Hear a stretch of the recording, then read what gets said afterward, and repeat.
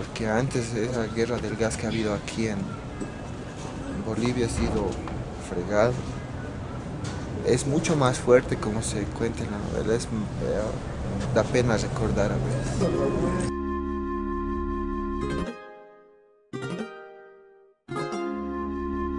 Los salteños, los paceños y los bolivianos hemos vivido estas cosas y nos estamos levantando otra vez.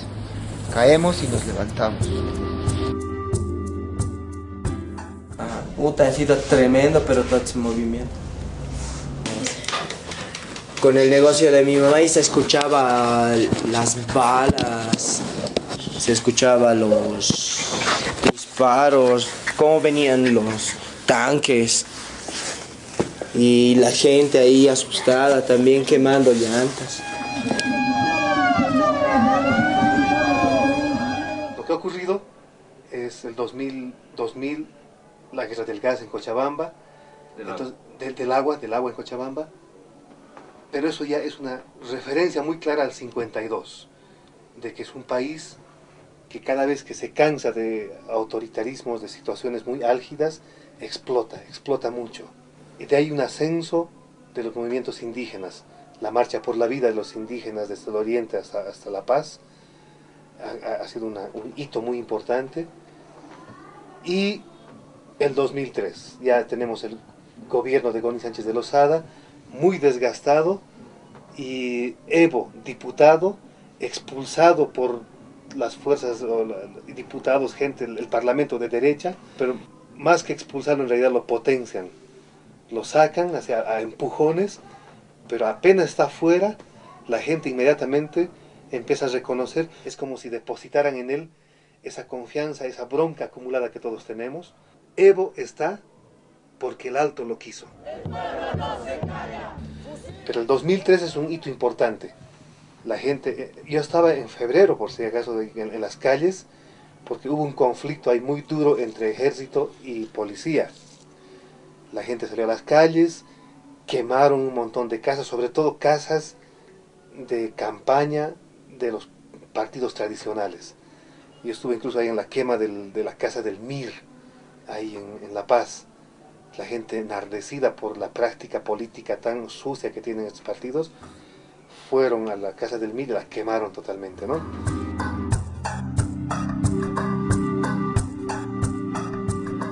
Que el Alto siempre ha sido como estas manos que asfixian a La Paz. En 1781 ya hubo el cerco a La Paz, en que los indígenas cercaron a La Paz en el movimiento indígena más importante de la época colonial, y 60% de su población, de los españoles paseños de esa época, murieron producto de ese cerco. El Tupac Katari. Tupac Katari. Y ahora nuevamente, cada vez que hay eclosiones sociales, revoluciones, movimientos, la gente indígena es como rememorar en el cuerpo y decir, hay que cercar La Paz, y siempre cercamos. En todas las vías de acceso estaban cercadas con fuegos, gente con barricadas, mitines, marchas, y prácticamente el presidente otra vuelta en el palacio en el centro estaba sitiado, no sabía qué hacer. Y ocurrió de que, bueno, tuvo que renunciar porque no había ninguna posibilidad, La Paz estaba realmente asfixiándose. Algo muy lindo también que ha pasado, porque se ha visto cómo la gente se ha levantado, ha protestado y daba ganas de salir a la calle, porque el miedo entonces se pierde y tú sales y quieres enfrentarte. Pero también yo tenía un poco de temor, sobre todo en las noches, porque tú escuchabas los disparos, escuchabas el helicóptero por ahí, escuchabas que golpeaban los postes, y me daba miedo sobre todo por mis hijos, porque yo estaba sola con mis hijos.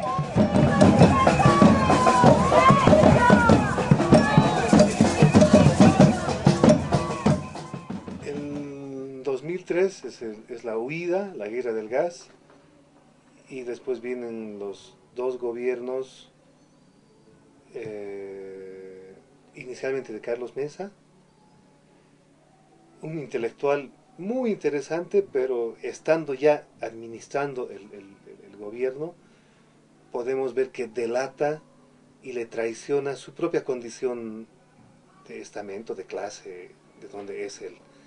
Entonces quería ser, creo que transar demasiado, quería que los ricos más ricos y los pobres más pobres todos estén contentos. Todos sabíamos de que para transformar había que tocar los privilegios de los más ricos. Y eso es inevitablemente conflicto muy alto. Porque hay mucho cambio discursivo, hay gente que cambia mucho de discursos. Y parece que hay cambio, pero en realidad no hay cambio. ¿Sabes? Los discursos y las ideologías sirven solo para disfrazar una eterna manía de no querer cambios. Y al final la gente, por supuesto, estábamos todos en las calles. Ya, una vez, ándate, ya. Nosotros queremos un país con cambios, no queremos un país de eterno diálogo que nunca cambia las cosas. Porque si nunca cambia las cosas significa mantener el sistema de privilegios con el que siempre hemos vivido. Entonces, Carlos Mesa no aguantó y tuvo que renunciar.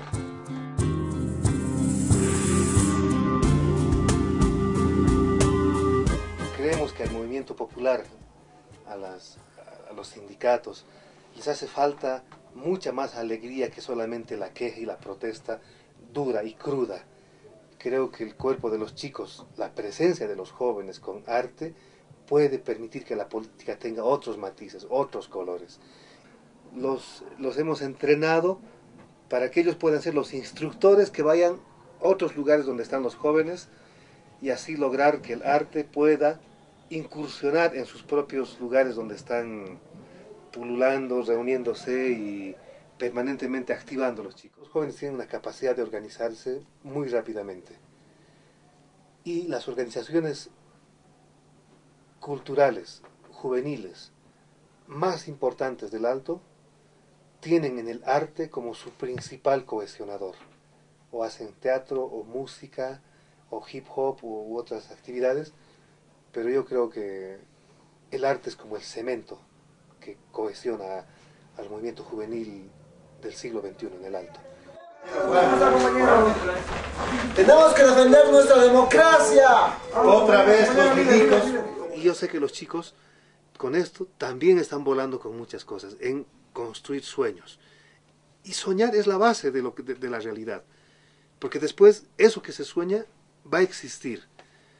Es posible alterar el mundo a través de la lucidez del sueño que tenemos.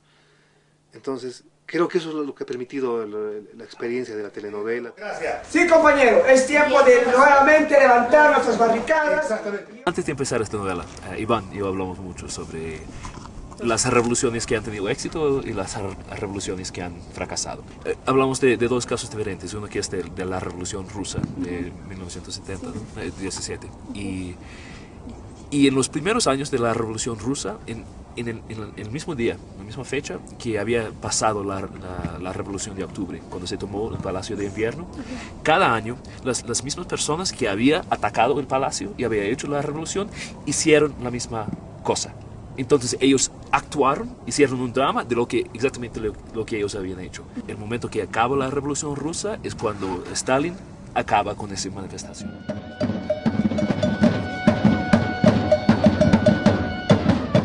Otra cosa parecida es la revolución de los indios Kuna contra los panameños en 1925. Y hasta hoy en día, ellos reenactan la revolución que ellos hicieron hace 80 años. Y la revolución Kuna sigue fuerte. Y nos preguntamos si el éxito de una revolución de no se tornar totalitaria puede depender del hecho de que el pueblo revive esa revolución. Entonces estuvimos pensando, bueno, ¿cómo es que podemos hacer eso? ¿Cómo es que es posible revivir la revolución de 2003 y 2005? Y de algún modo era esto, es hacerlo en forma de novela.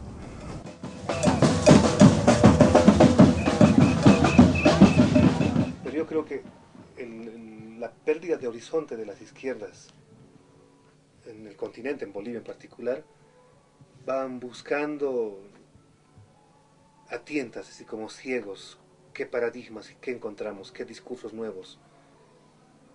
Y yo estoy muy feliz por el hecho de que el tema del arte está posicionándose cada vez más, no tanto quizá como actores en sí mismo, como actores protagónicos, pero sí como una herramienta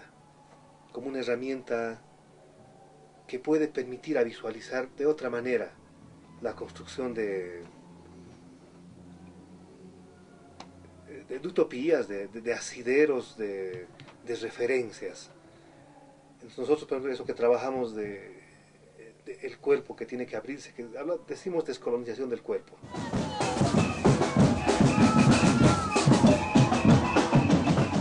Somos aymaras, somos gente que tenemos una raíz muy fuerte y muy profunda del mundo indígena aymara, pero somos aymaras urbanos, vivimos en el alto y por lo tanto la ritualidad andina, esa relación con los apus que todo el tiempo están allá, los cerros maravillosos que están allá, la tierra, la Pachamama, la naturaleza y el contacto directo de nosotros, hace que aún continuemos con esta raíz tan profunda de este vínculo hombre-naturaleza tan fuerte, y creo que las artes que queremos desarrollar de alguna manera intentan tener esta explicación y este acercamiento.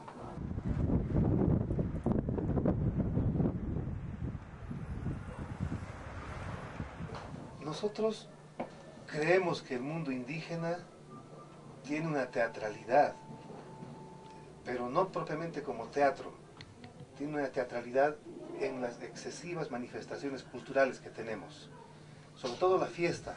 Y como somos un país y un pueblo, una cultura, eso que hablaba, altamente colonizada, entonces la gente generalmente está como asustada y domesticada, pero espera el día del volcán, un canal para poder expandir y romper esos bloqueos de humillaciones, de baja autoestima, de miedo, timidez, todo esto que hace que la gente andina sea un tanto más como una tortuga, un cascarón encerrado. Entonces, el alcohol y la fiesta permiten que la gente se abra y sean otros, ¿no? Y nosotros estamos en contra de que estos estimulantes sean los principales mecanismos de que la gente pueda ser abierta, libre, expresar. Y por eso creemos que el arte puede ser un canal maravilloso. ¡Ulala! ¡La peuplée!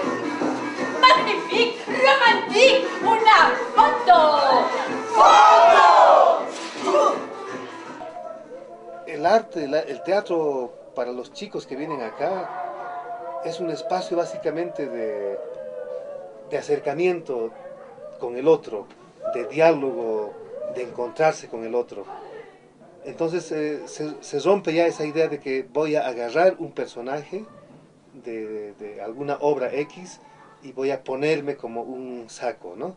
Sino en realidad voy a hacer una transfiguración de mí mismo buscando esos otros que tengo acá adentro, esos otros que dialogan con esos otros del otro, ¿no? Empezamos de la siguiente manera. Alguien, vamos a decir ahorita que se hace el tintín, alguien que grita. Va a decir, compañeros, urgente, urgente. Eso es la fiesta. En realidad, cada vez que estamos en el alto, nos damos cuenta que el preste, la fiesta, el color, las comparsas y el teatro también que hacemos, ya no tiene nada que ver con el teatro estrictamente occidental, sino ya es más bien un acercamiento a la total pulsión del cuerpo, que es fiesta pura.